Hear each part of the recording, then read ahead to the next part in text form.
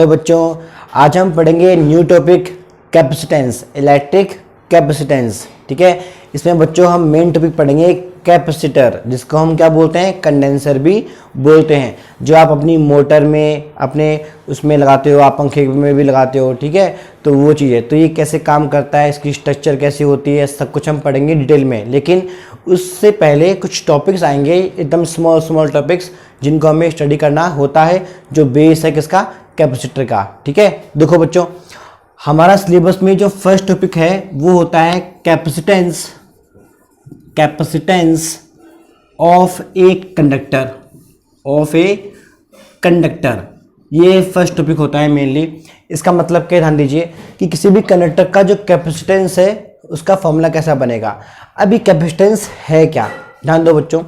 किसी भी कंडक्टर के द्वारा चार्ज को स्टोर करने की कैपेबिलिटी को हम क्या बोलते हैं, कैपेसिटेंस बोलते हैं। इंग्लिश में कैसे पढ़ेंगे, capacitance is the capability, capacitance is the capability of any conductor to store the charge, to store the charge. ठीक है, तो देखिए सिंबल क्या होता है इसका, कैपिटल सी।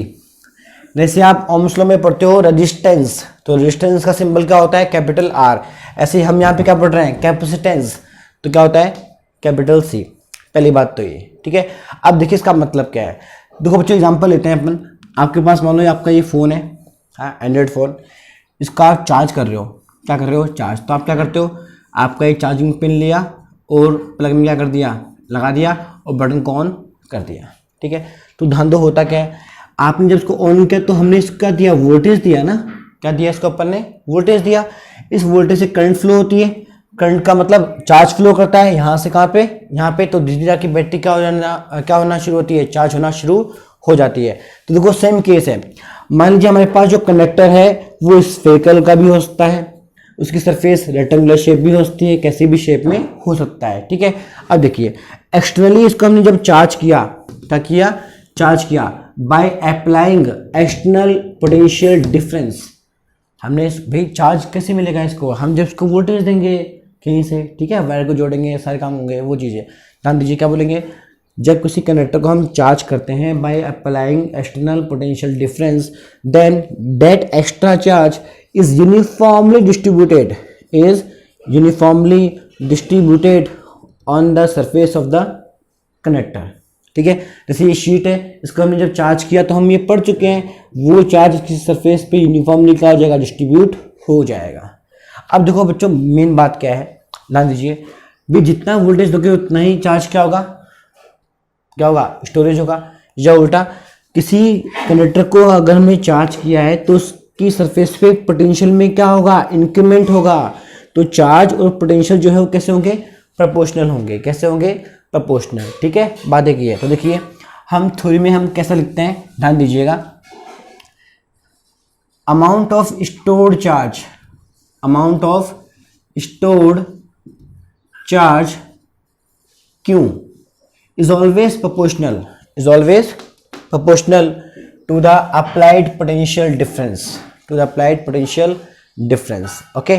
फिर देखिए यहाँ पे सिंबल हटेगा, आपके पास कांस्टेंट आएगा कैपिटल सी, इंटर में कितना आ जाएगा, V आ जाएगा। Equation number first. तो बच्चों भूल मत जाना, ये बेसिक फॉर्मूला होता है। फिर देखिए वेयर C इक्वल टू कितना होगा, Q बाय V। Q क्या है, चार्ज है, और V क्या है, पोटेंशियल डिफरेंस। तो जो उसकी होगी यूनिट, क्या होगी, यूनिट किसमें, इन SI सिस्टम में, इन SI सिस्टम में कितनी होगी, ध्यान दो, कूलाम पर वोल्ट, कूलाम पर वोल्ट। इसी को बच्चों हम बोलते हैं 1 फैरेड। क्या बोलते हैं, 1 फैरेड। मतलब एग्जाम में आपसे कभी पूछ ले कि what is 1 farad, what is 1 farad, तो मैं पहले बोल रहा हूँ हिंदी में, किसी भी कंडक्टर को आपने क्या दिया, 1 वोल्ट वोल्टेज दिया, जिसकी वजह से वो 1 कूलाम चार्ज स्टोर करना शुरू कर दे।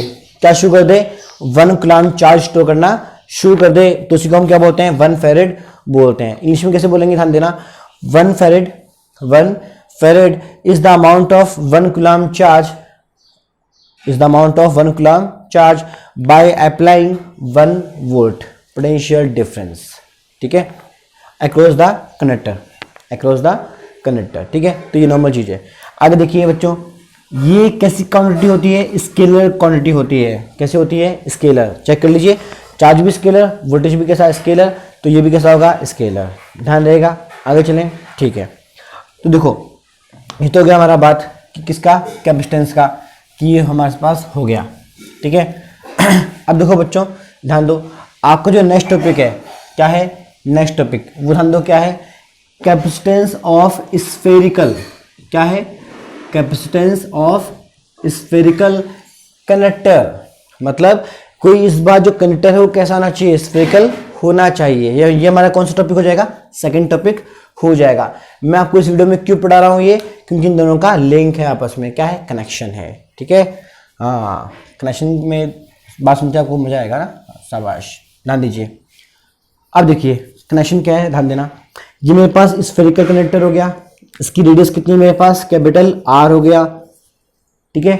आपको पता है हम इसको चार्ज कर रहे हैं, तो सरफेस पे जब चार्ज आएगा तो इसके वजह से एक पोटेंशियल प्रोड्यूस होगा, तो वह के क्यू बाय कैपिटल आर। याद आया कुछ? It is a potential due to point charge Q at distance R, ठीक है। तो सिंपल सी बात है, इस कंसेप्ट को उठाइए, आप कहाँ रख दोगे? यहाँ पे इस फॉर्मूले को। ध्यान दो कितना बनेगा? क्यू इक्वल टू में कितना है? सी है, वी कितना गिवन है? K Q by capital R. Q से क्यू क्या हुआ? कैंसिल आउट हो गया। फिर मेरे पास देखो आर के कितना होता है कूलम्ब लॉ से? क्यों होता है 1/4 एप्सिलॉन नॉट।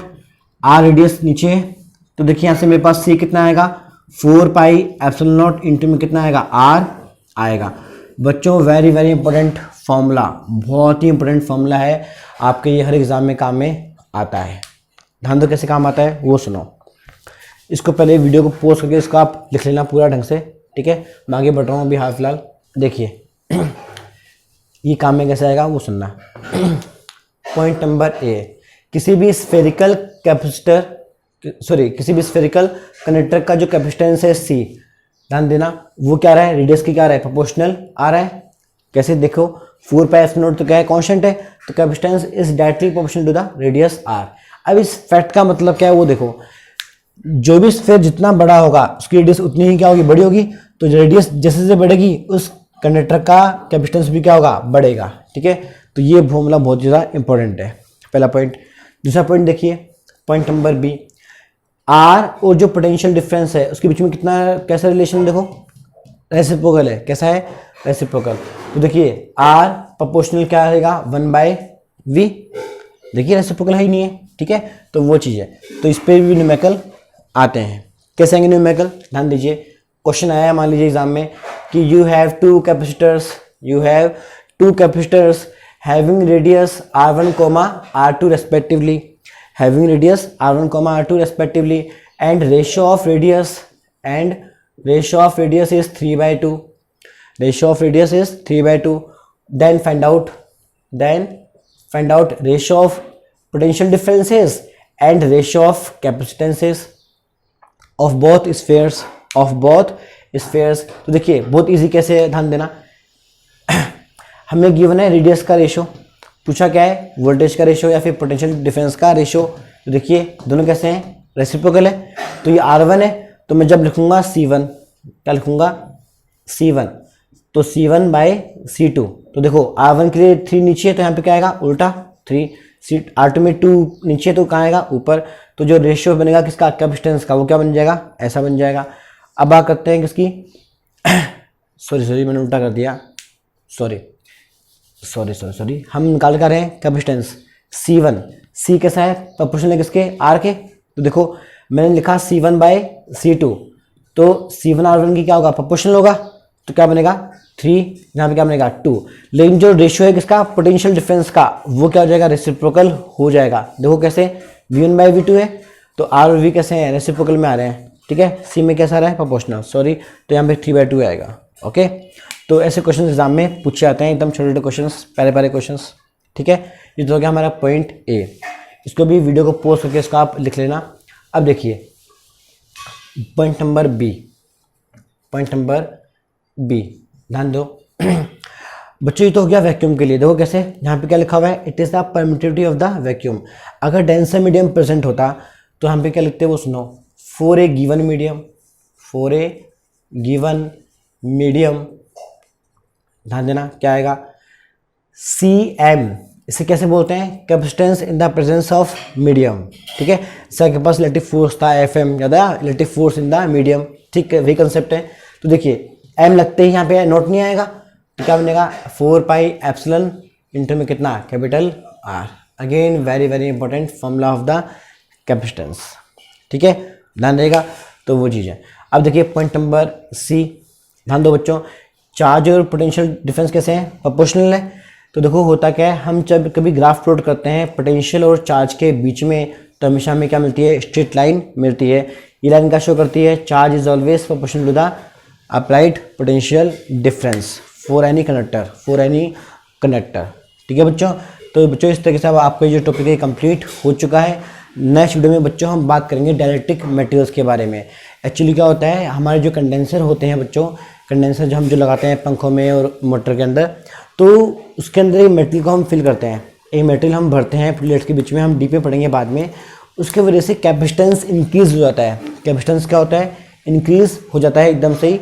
तो वो क्यों होता है, कैसे होता है, वो हम हर चीज़ पढ़ेंगे, ठीक है। तो जो मटेरियल हमने काम में लिया है उसका नाम होता है डाइलेक्ट्रिक मटेरियल।